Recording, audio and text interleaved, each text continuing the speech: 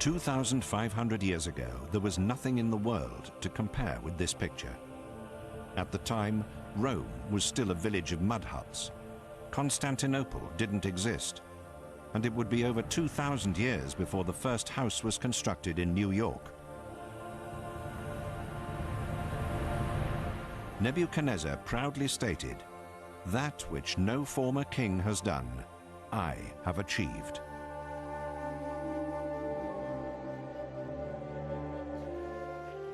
Professor Walter Sommerfeld of the University of Marburg speculates at how the people who lived in this metropolis celebrated their cult festivals. You have to imagine a festival with an extremely impressive statue of a god in a central position. It was huge and brightly colored, with ceremonial decorations. The king was there, along with the high priests. There was singing by the light of the flaming torches. Something of a similar kind of religious sentiment is still found today in India. We can't take part in Babylonian festivals like this anymore, but at least there are a great many parallels in India that enable us to capture something of the atmosphere of that time.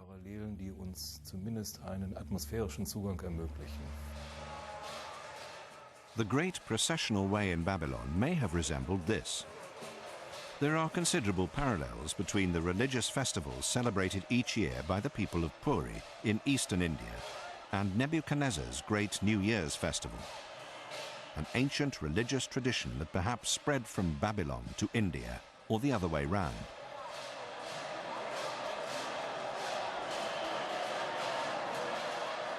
The comparison of the celebrations in India with accounts written on ancient clay tablets is certainly striking. Just as in the New Year festival of ancient Babylon, the ancient statues of the gods are brought out of the temple in Puri, draped with ceremonial decorations and placed on a sacred cart. The king of Puri has been likened to a reincarnation of Nebuchadnezzar. As in Nebuchadnezzar's day, the king has to follow the customs closely, as they're the rules of the gods.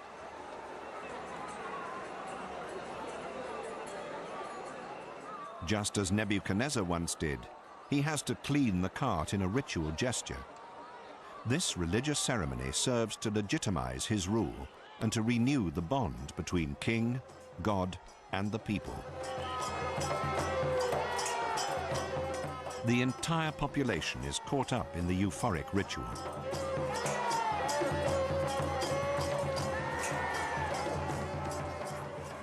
Finally, everyone comes together to pull the statue of the gods through the streets, hauling it along on its massive ropes.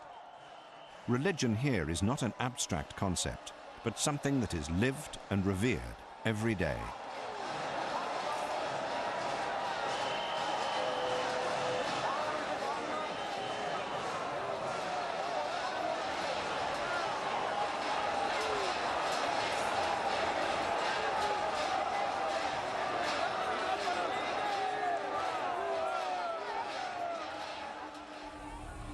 The hectic bustle of the carnival route in Puri is a modern reflection of the ancient rituals 2,500 years ago in Babylon.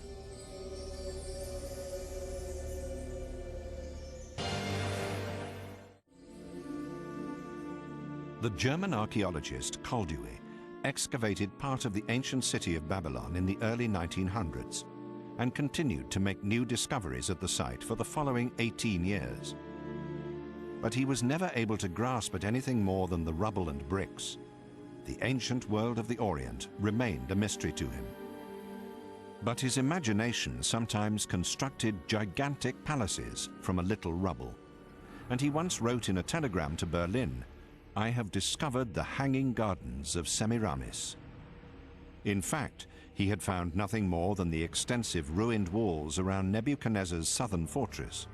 But his eagerness led him to believe that such huge walls must have supported an enormous superstructure, like the Hanging Gardens, as depicted in a 3,000-year-old Assyrian stone relief. Did the legendary terraced gardens of Semiramis ever exist, or was it just a fantasy created by later generations? With the aid of another model, archaeologist Professor Michael Promer discovered the Hanging Gardens could have existed, The precise measurements and the carefully thought-out construction indicate that this must have been a real structure. Of course, we are not faced with the incredible weight of material and the need to make everything watertight, which must have been a special problem, a massive problem for the engineers of the time. And they tried everything possible: lead sheets, asphalt lining, and layers of tiles, and then vaults underneath. And of course, we have no idea how watertight it really was, but it's an incredible project, and it was never attempted again in this form. At the back, the water supply was apparently fed up to the top level, and it seems that the water was allowed to seep down via these terraces, which means that the whole structure was permanently underwater. And you can see from the gigantic walls, from the thickness of the walls, in comparison to the quite narrow vaults, that they were well aware of this problem. It was thought that the roots of the trees would reach right down to the bottom, which is of course nonsense. But that's what the people thought. It must all have been filled with soil, which would mean the water would seep through. So keeping this building in a stable condition was a miracle in itself. You have to remember that. It appeared that the Hanging Garden of Semiramis was not a legend, but reality. In Iraq, there were still water wheels in use that could have brought water from the Euphrates to irrigate the gardens.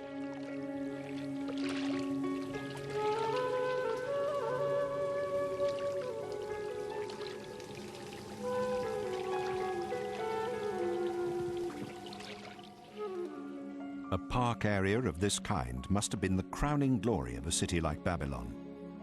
A feature of immense prestige that may well have attracted even more admiration in the blistering heat of the Orient than the Tower of Babel, standing 100 meters high. But the figure of Princess Semiramis, with whom Nebuchadnezzar is said to have fallen in love, does not stand up to historical examination. She was just a legend.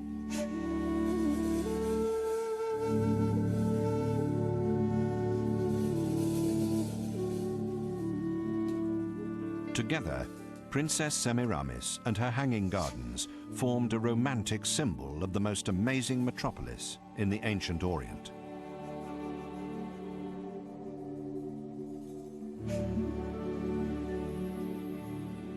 Ancient Babylon was a dream city of international fame and the gateway of the gods. But it was a dream that collapsed with astonishing speed. It is perhaps the greatest tragedy that the immensely powerful city walls never really had to defend Babylon against an enemy. The reign was eroded from within. Nebuchadnezzar's successor, Nabonidus, was overthrown by his own priests. And then suddenly, Babylon was little more than a footnote in the annals of history.